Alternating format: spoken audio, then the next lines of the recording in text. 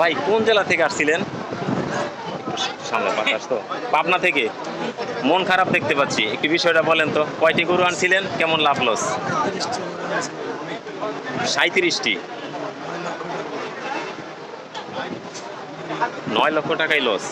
জি, সবগুলো তো বিক্রি হয়েছে না? দুইটা আছে। দুইটা আছে। এই দুইটা কি কেমন মনে করতেছেন, আসলে লাভে বিক্রি হবে না লস যাবে? দুইটাই লসে। আচ্ছা, বাজারটা এরকম পড়ে গেল কেন হঠাৎ ভাই? বাজারটা রপ্তানি অনেক পরিমাণে লসের হয়ে গেছিল। জি। পরে সব একসাথে আসার কারণে দাম একটানা বৃষ্টি হওয়াতেও তেমন একটা প্রভাব পড়ছে, হ্যাঁ, গরুগুলো অনেকে আনে নাই। তারপর একসাথে গরু আনাতে গরুর পরিমাণ বেড়ে যাওয়াতে ক্রেতার পরিমাণটা কিন্তু ওরকম বাড়ে নাই। আচ্ছা। আমাদের আসতে ভাই কোন জেলা থেকে আসছিলেন? পাবনা জেলা। তো 9 লক্ষ টাকা লস, এই লসগুলো ভাই কিভাবে পোষাবেন? তো মাথায় হাত।